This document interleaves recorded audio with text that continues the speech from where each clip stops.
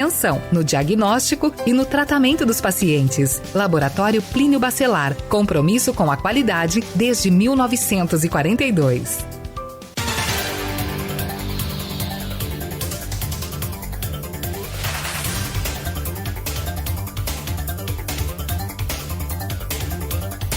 Estamos de volta com Folha no Ar, primeira edição, 7 horas e 54 minutos.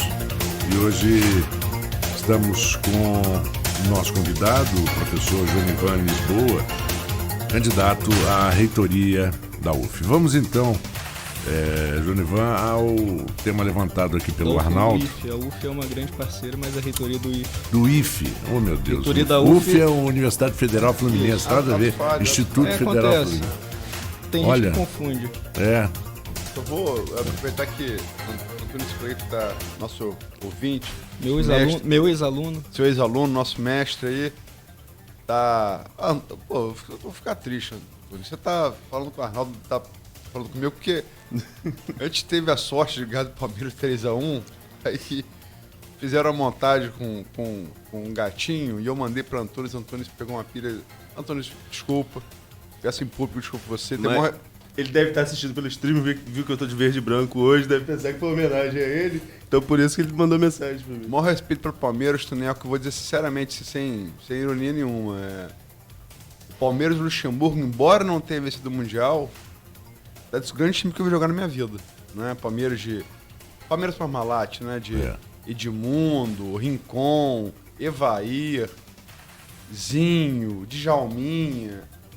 É um dos grandes times que eu vi jogar na minha vida. Eu não teve a sorte de ganhar o Mundial e eu acho que isso não diminui em nada, como não diminui em nada a Hungria de Puskás, a Holanda de Cruyff, o Brasil de 82 de Falcão, Zico e Sócrates. É isso mesmo. É isso mesmo. Ô, Tuneco, brincadeira, o gatinho... Que pergunta o gatinho? O Palmeiras não tem mundi? Aí o gatinho... Au! Ele ficou chateado comigo. Mano, Tuneco... Maior respeito pelo Palmeiras. Desculpa, Jonivan, só pra fazer o adendo do seu ex-aluno aí que tá meio... Certo. Fala com o Arnaldo, não fala comigo, tá me ignorando. Futebol é lúdico, mas não pode passar disso. Né? É verdade, desculpa aí. Vamos à pergunta de Arnaldo. A gente estava levantando, Jonivan, no bloco anterior, que no seu plano você diz que propõe mudanças significativas em aspectos que forem considerados insuficientes. Aí eu faço a pergunta... Qual seria esses pontos considerados insuficientes? Bom, como eu tinha falado antes, a gente vai fazer uma avaliação. É claro que, enquanto a gente está fora da gestão, a gente não tem acesso a informações que os gestores têm, mas a gente tem algumas ideias de coisas que podem melhorar. E a gente vai fazer, claro, sendo eleito, a gente tem um tempo de transição, a gente vai fazer avaliações em aspecto, como foi dito no plano, que considerem insuficientes, algumas coisas que eu já considero insuficientes pela experiência que eu já tive. Até foi falado no bloco anterior, por exemplo, essa questão da articulação entre uma maior articulação entre ensino, pesquisa, extensão e as disciplinas transversais nas ações que são propostas. Isso em nível institucional, porque é importante frisar que a reitoria é um órgão gerencial na maior parte das ações. Ele tem que propor política. A reitoria e os setores da reitoria, as pró-reitorias, as diretorias chamadas sistêmicas, né? Ela tem que trabalhar propondo políticas, desenvolvendo ações que vão atender ao Instituto como um todo. E essas ações elas têm que ter uma articulação entre as 3 disciplinas formativas, né? Ensino, pesquisa e extensão. Aí a inovação também é atrelada à pesquisa. E as disciplinas que a gente chama de transversais, né? A arte, a cultura, o esporte, assistência estudantil, a assistência a necessidades especiais, o tratamento desses núcleos de inclusão, né? Nós temos o NEABI, que eu já falei, o Afro-Brasileiro Indígena, núcleos de gênero, que tratam as questões de gênero e diversidade. A gente considera que essas ações são importantes, né? E tem que ter essa transversalidade. E na estrutura hoje, que é posta na reitoria, elas são tratadas não estou dizendo totalmente desarticuladas, mas que é possível uma melhoria na estrutura para que elas se articulem mais. Como eu falei, existem as pró-reitorias, existe uma diretoria separada para cuidar da arte, da cultura, do esporte, da diversidade. Então, eu acho que essa diretoria ela tem que estar integrada, pelo menos a uma pró-reitoria, para que a articulação em nível institucional seja melhor realizada e isso se propague para os campos, né, com a proposição de políticas realmente que tem essa transversalidade. Então isso é um ponto que eu considero hoje insuficiente, pela minha experiência de participação das câmaras técnicas em 2 gestões, né? Há 8 anos eu participo das câmaras técnicas de extensão e agora de extensão e pesquisa. Então, por exemplo, uma coisa que acontece hoje desarticulado, nós temos um edital para projetos internos, né, de pesquisa e extensão, e temos um edital separado para arte, cultura e esporte, enquanto arte, cultura e esporte também tem projetos de pesquisa e extensão que poderiam compor um edital único, por exemplo. Tem até professores que concorrem nos 2 para saber onde que ele vai obter o projeto, a bolsa, enfim, bolsa que eu digo para os bolsistas, nunca bolsa para o professor em si. A gente trabalha sempre está trabalhando com uma restrição orçamentária muito grande que não permite, por exemplo, que você tenha bolsa para um pesquisador, bolsas quando tem somente para os alunos que vão desenvolver os projetos. Mas, enfim, existe uma certa desarticulação, aí muito por conta da forma até de condução dos gestores. A gente tem algumas, claro, diferenças todas as pessoas têm entre si, ninguém concorda 100% um com o outro. Mas eu acho que faltou nessa gestão, aí eu falo especificamente da gestão atual, porque é uma gestão que está pleiteando, né, um segundo ciclo. Uma coisa, eu até já falei com o professor Jefferson, que espero até ser considerado, vamos supor que eu não seja eleito, ele seja eleito, que ele considere isso até como um ponto de reflexão. Claro que eu vou torcer para eu ser eleito, mas enfim, a gente tem essa sintonia porque eu espero ser ouvido, né, em relação a esse tipo de coisa, porque é uma coisa que eu considero suficiente. Outra coisa que eu considero suficiente é a questão da efetividade dos encontros, das câmaras, das reuniões. São reuniões, às vezes, muito longas, muito maçantes para as pessoas que vêm e realmente com pouca efetividade, gasta-se recurso, gasta-se tempo e as reuniões se alongam. Eu falo das câmaras, mas também tem o colégio de dirigentes, né, que é um órgão consultivo. Todos os diretores gerais e os reitores, pró-reitores fazem parte desse colégio. Às vezes as pessoas vêm dos campos também para fazer uma reunião e não tem muita efetividade, porque acaba sendo, sei lá, uma conversa, uma palestra, alguma coisa e um pouco efetivo. Mais uma vez ressalto que não quero dizer que não seja democrático, longe de mim afirmar isso, mas é questão da efetividade mesmo.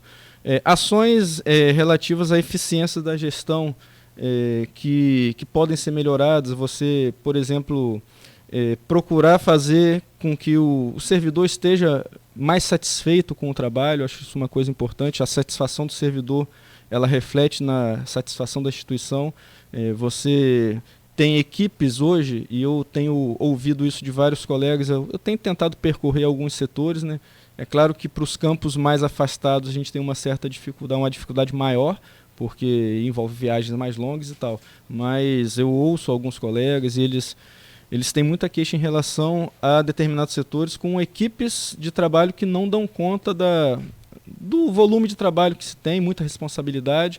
Ontem, por exemplo, eu estive no setor de pagamento da reitoria, né? É uma coordenação de pagamento ligada à Pró-Reitoria de Gestão de Pessoas. As pessoas falaram que as equipes estão reduzidas, a responsabilidade de pagamento de 2.000 servidores em cima de uma pessoa só. Se essa pessoa tiver algum problema que precisa tirar uma licença, tal, isso fica complexo. Então, esse redimensionamento de avaliação de equipes, por exemplo, para a gente tentar redimensionar, isso é uma coisa também pelos relatos, né, que eu tenho visto que é insuficiente.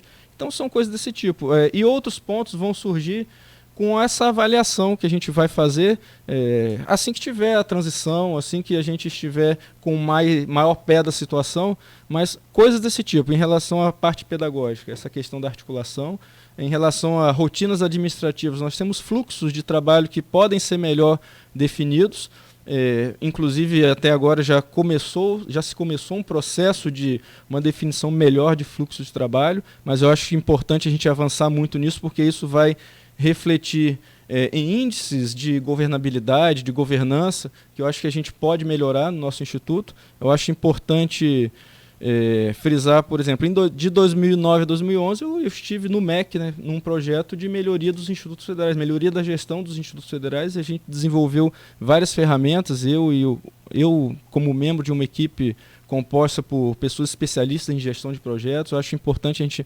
tentar tratar os trabalhos como se fossem pequenos projetos, né? Ações que podem ser colocadas, por exemplo, num diagrama de gestão de projetos e o servidor ele tem uma meta para cumprir. Não é aquela meta de explorar o servidor e dizer, não, você tem que fazer isso, tal, tal, tal. A questão simplesmente definir uma meta. Vocês, por exemplo, aqui tem uma meta. Todo dia de 7 às 9 você tem que fazer o programa ao vivo. Então é uma meta. Começa às 7, termina às 9, possivelmente antes vocês fazem algum planejamento. Então, essa questão de planejar é importante, planejar ações. Isso ainda está muito incipiente no nosso instituto como um todo. A reitoria como órgão de articulação, acho que pode melhorar isso e isso vai expandir para os campos. Então, esses pontos insuficientes são coisas nesse sentido. Avaliações que a gente vai fazendo, alguma coisa da nossa experiência que a gente já tem, que a gente já tem propostas para melhoria e avaliações constantes do trabalho que a gente vai ponderando, como eu tenho colocado sempre com muita tranquilidade, nada de perseguição, de caça às bruxas, de derrubar coisas e começar tudo do zero, é só questão de manter o que está funcionando bem, avaliar essas insuficiências com critérios técnicos, com objetividade, para que não fique nada sendo considerado, por exemplo, perseguição pessoal, mas também que o Instituto seja o principal foco dessas mudanças, porque a gente quer o bem da instituição como um todo, independente de pessoas. Nós, gestores, nós passamos, a instituição vai ficar, já está aí há 110 anos, a gente quer muito mais longevidade para ela. Só para completar, o nome da entrevistada de amanhã, a professora Angeline Moço Rangel. Nossa entrevistada de amanhã para continuar. São Joanense. São Joanense. São Joanense? É. Você conhece? Não sei se isso depois é a favor dela, mas enfim. Amanhã ela vai ser a nossa convidada para continuar com o IFE aí como pauta. Na pauta, na visão. Até o final da semana. Até o final da semana. E isso já vai preparando para o ouvinte, é muito importante o ouvinte sempre ser lembrado que sexta, sábado e domingo as matérias estarão na Folha da Manhã. Sim. E aí, como disse o Aloysio, é uma leitura muito mais reflexiva, né? E muito mais, por exemplo, você pode voltar. Porque também a matéria do jornal, quer dizer, a gente conversa cerca de 1 hora, e assim, para quem nunca fez uma entrevista, de 1 hora vai para o papel 15, 18 minutos. 20 minutos. No máximo. Então ela é bem condensada. Uhum. Né? Tem que ter cuidado, muito cuidado, até ético, para manter o teor. Exatamente, para não eliminar coisas. Mas você, logicamente, que não. 1 hora de conversa daria, eu acho que o jornal standard de 8 páginas, traduzido literalmente. Então ela é mais resumida e é mais abrangente, então permite você analisar talvez um pouco melhor. Registrar aqui a Vânia lembrando que a precocidade do Jonivan no magistério foi tema de matéria da Folha na época e também do jornal do MEC, né? Eu não sabia disso. Foi que ano isso? Foi em 93. 93, Eu estava já no jornal, mas... No milênio passado, vamos dizer assim. No milênio, Eu comecei em 89, cara, no jornal. Temos a mesma precocidade. Tá? Mas eu nasci ali, né, nesse meio. E também peguei aquela a primeira eleição presidencial, aquilo me empolgou muito para começar. Nessa eu não votei não, mas eu também não votei, mas votei. Em 89, foi a eleição de 89. A de 88 eu não votei, de 89 eu votei. Sim. Eu tinha acho que 17 anos. Eu tinha 15 e ainda não tinha condições de voto, mas... É um pouquinho mais velho que você. Mas enfim, e também aqui o Forel fazendo um registro daquele tema que a gente abordou aqui no início do Paraisópolis, né? Ainda vemos frases do de Bolsonaro, não vou usar adjetivo para qualificar. Não culpa a polícia se seu filho morrer por frequentar lugar de bandido. Culpa é você mesmo por se fazer de cego. Acho que é de uma crueldade. Enfim, não quero nem comentar isso. Se comentar, eu não vou falar. Adriano é muito cruel, né? É muito cruel. É a mesma coisa que você se culpar por o seu filho tomar um tiro de bala perdida. Não, ou culpar... Porque estava caminhando da escola para casa. Ou culpar isso é uma coisa. um ciclista que é atropelado, ocupar um fumante que infarta, ocupar... Enfim. Se for querer arrumar culpa, você vai arrumar culpa em muito lugar, né? Inclusive diante do espelho, que é o lugar mais fácil. Por isso tem gente que não gosta. Para qualquer um, né? Para qualquer um. Para qualquer um de nós aqui. Né? Qualquer um de nós aqui que esteja nos ouvindo, né? Como é que você falou uma vez? Ninguém resiste a um Big Brother, né? Isso é que falava era seu primo. E Aloysio? Todo Mas mundo, é verdade. todo mundo se esquece no armário. É só se buscar, acha, né? Todo mundo tem lá. Não resiste a um Big Brother. Mahatma Gandhi tinha, Madre Teresa de Calcutá tinha, todo mundo tem, né? Uns tem mais. Tem uns que saem do armário, né, e tal, mas todo mundo tem. Mas agora, voltando aqui ao tema da candidatura de Jonivan, você, Jonivan, você falou, seu discurso sempre parece ser muito querendo evitar os extremos. Você falou uma alternativa, porque você tem o Jefferson, que é candidato natural, é reitor, é natural, qualquer chefe de executivo, digamos assim, que se ele permitir a reeleição, é natural que ele busque a reeleição, a não ser que esteja muito mal avaliado. Não necessariamente, mas é normal, é natural. É normal. É natural. Essa eu acho que ocorre em quase todos os casos. E você tem o Maurício Ferrarese, que me parece ser uma candidatura assim, bem de oposição, e você caminha nessa chamada... A gente fala muito na política de campo sobre isso. Garotismo, antigarotismo, uma via mais alternativa. Você vê assim? Você concorda com essa visão? Sim, não, por quê? Na verdade, eu não concordo que a gente tenha que fazer comparações com a política de campo, porque nós somos educadores, nós somos uma instituição de educação. É claro que existem coisas que têm paralelos com eu chamo a política de rua, a política de campo, mas eu acho que a gente tem que estar preocupado com o viés educacional, independente de posições políticas. Claro que as pessoas elas têm suas posições políticas, elas têm o direito de tê-las, né? Mas eu acho que, acima de tudo, a posição política, nesse caso, ela tem que ficar em segundo plano pela questão da educação. É claro que a gente vai, enquanto reitor, a gente vai interagir com as entidades, por exemplo, do atual governo. Com o secretário, com o ministro da Educação, com o presidente nem tanto, não sei, né? Mas eu acho que a gente tem que evitar, na minha visão, né? Então não considero ser uma candidatura de centro, porque eu acho que nessa coisa educacional não tem o centro, não tem... Perdão, não falo nem de centro, eu falo uma candidatura alternativa. Sim, né? Alternativa.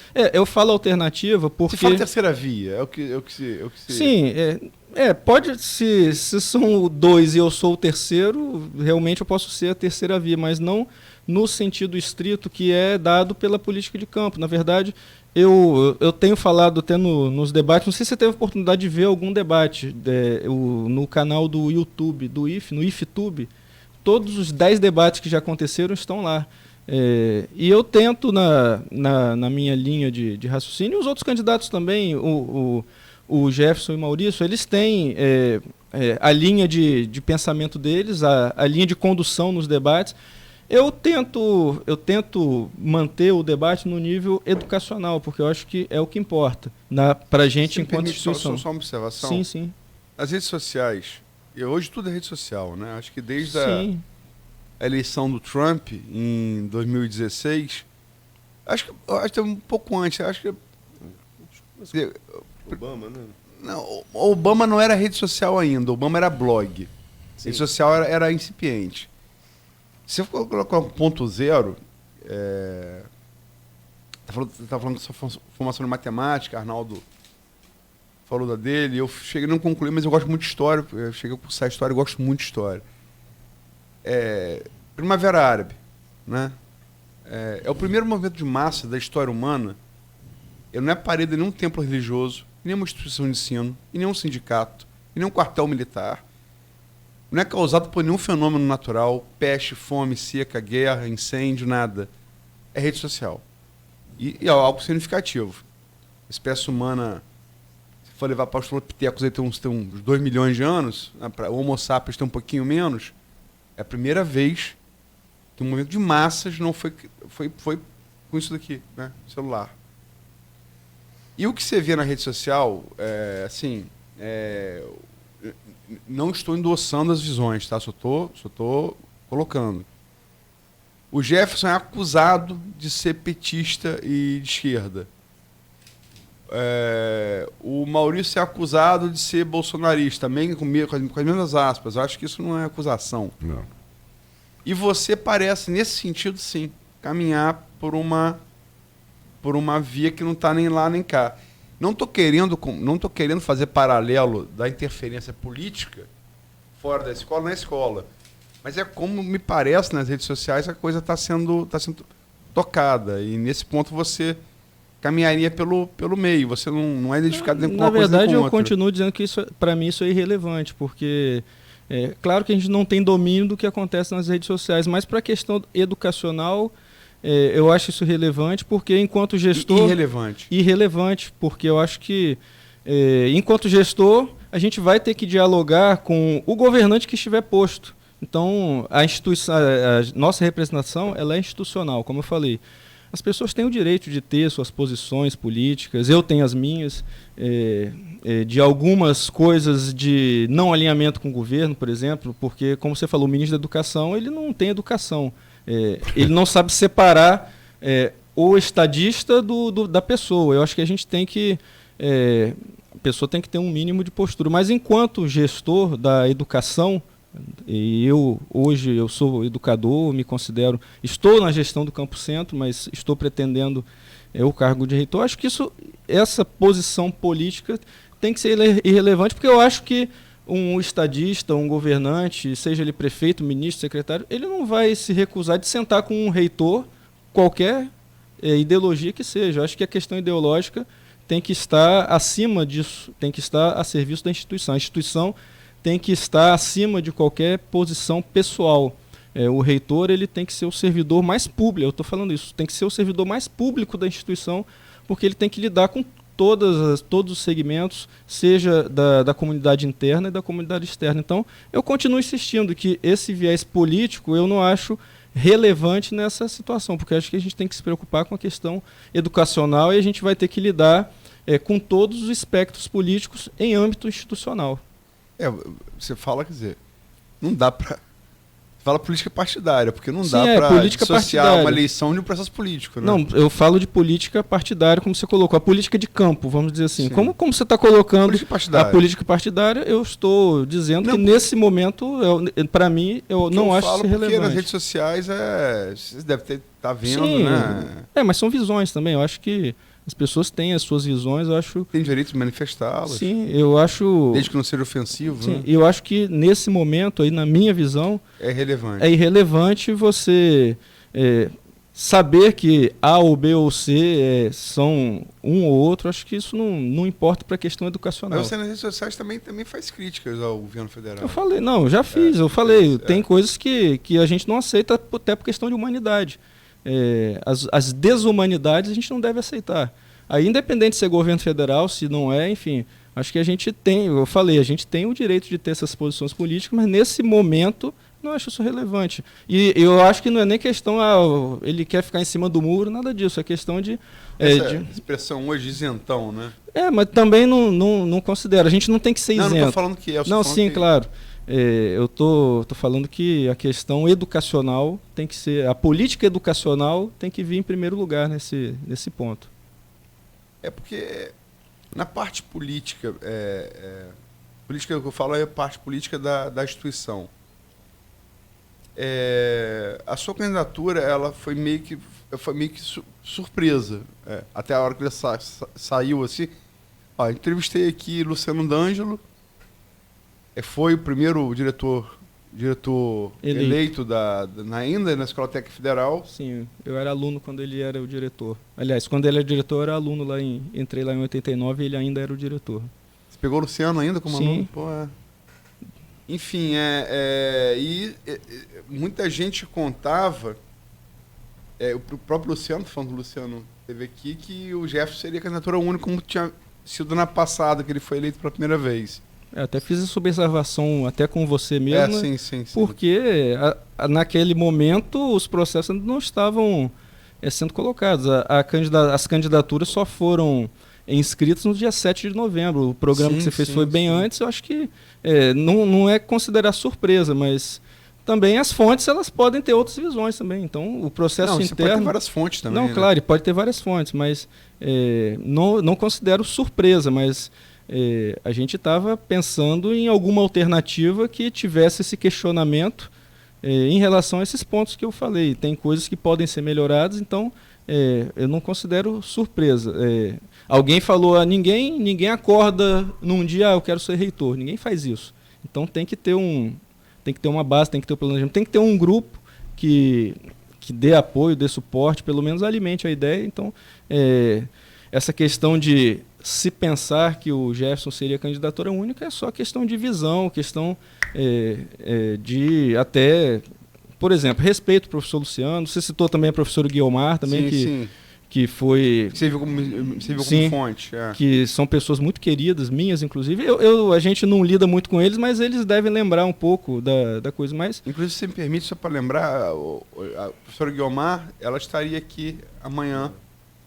Ela teve um problema nas cordas vocais e o médico pediu para ela parar de falar durante um tempo. Ela está com uma netinha nova também, que eu vi no Facebook dela. É, verdade, Então... E aí eu convidei a professora Angeline para não tirar o IF da pauta. É só questão de visão mesmo, né? Não estou falando... Não quero ser ofensivo e tal, mas é questão de falta de... articulação do momento, né, de informações, então acho que não chega a ser surpresa, mas o Jefferson ele se lançou muito antes quando candidato. Em dezembro do ano passado ele fez uma reunião com os diretores gerais, que eu estava presente, que eu estava substituindo o professor Carlos Alberto, no colégio de dirigentes, e ele em dezembro do ano passado ele se lançou. Então, é claro, ele era o gestor, ele se lançou como candidato já há um ano. É natural que as pessoas pensem que pode ser único, mas acho que não, acho que isso é relativo também. Na verdade, não sei intramuros do IF, mas extramuros, ele se lança candidato a reitor numa entrevista que ele deu a mim e ao Aldir Salles, colega meu de Arnaldo. Mas a gente está aqui para falar de mim ou dele? Em dezembro do ano passado. Não, estamos aqui para falar de você, mas... Certo. Como ele é o atual reitor, não deixa de ser uma referência. Não. E quem fez menção ao lançamento dele precoce foi você, eu só estou completando. Não, sim, é para a questão de pontuar a questão da fonte de informação, só a questão disso. Sim, você falou dele, falou em dezembro, eu estou complementando, falando que ele se lançou numa entrevista à Folha, eu não sei Intramuros, mas a Folha foi em dezembro. Intramuros foi em dezembro do ano passado. Sim, também em dezembro ele se lançou pela Folha e até numa entrevista falando que ele poderia ser pré-candidato a prefeito, né? Ele nega isso e fala que o objetivo dele, como você acabou de dizer, era via reitor.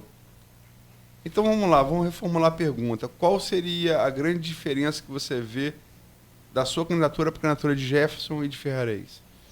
Olha, pelo que a gente tem acompanhado nos debates, a diferença...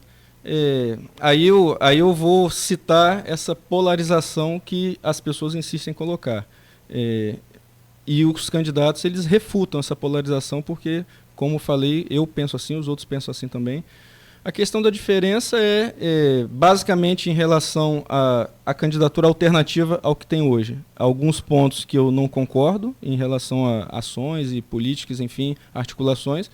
Em relação ao Maurício, ele está fazendo uma oposição muito mais incisiva ao Jefferson. Aí eu não sei por que questões, aí na entrevista com ele você pode pontuar melhor, mas nesse ponto eu tenho mantido um certo equilíbrio. Inclusive o equilíbrio ele está sendo uma das palavras que eu estou usando no meu plano de gestão. Equilíbrio em vários sentidos. Equilíbrio entre entre o que já existe no Instituto, entre o que é necessário fazer para melhorar pontos e entre o que é possível. A gente tem que agir sempre dentro das possibilidades, a gente não pode prometer nada impossível para as pessoas. Então, eu vejo como diferença esse equilíbrio, porque a candidatura de situação ela tende a manter a sua linha de pensamento. Claro, como eu falei, pode ter uma ou outra reformulação. Existe a outra candidatura que, pelo desenrolar das falas, dos debates, é uma candidatura realmente de oposição. Inclusive isso foi colocado ontem no debate, né, ontem teve o debate no Campo Centro, foi o 10º debate, aconteceu às 19 horas. Então É o título mais importante, né? não necessariamente, é porque o Campo Centro é o mais antigo, é o maior, mas como a gente já está no 10º debate, está até um negócio meio cansativo, porque nas semanas anteriores a gente teve que sair, né, para viajar para as outras cidades. Essa semana os debates vão ser em campus. Ontem foi no Campo Centro, hoje vai ser no Campus Guarulhos, amanhã vai ser na reitoria. Então, essa semana está mais tranquilo para os candidatos. Mas acho que em nível de importância os debates estão equilibrados, as comunidades estão participando até com um índice satisfatório. Mas a diferença que eu vejo hoje é isso, é tentar manter esse equilíbrio, não ficar nem muito na situação que está hoje, que seria a candidatura de situação, nem tentar, por questões de oposição forte, tentar mudanças muito radicais ou críticas muito radicais. Nesse ponto, eu admito que eu estou equilibrado em não ser uma coisa muito incisiva contra a atual situação, a atual candidatura, mas com alguns pontos que eu considero que podem ser melhorados. Por isso eu chamo de candidatura alternativa. Mas ontem o professor Maurício ele se chamou de candidatura realmente de oposição. Então, nesse ponto, talvez até levando para o embate da política de campo, mas aí eu estou me isentando desse embate. Não, são 8h25, só pediria mais o último intervalo para depois nós concluirmos a conversa aqui no Folha no Ar, primeira edição. Daqui a pouquinho voltamos. Sabe por que a gente escolhe o Essência?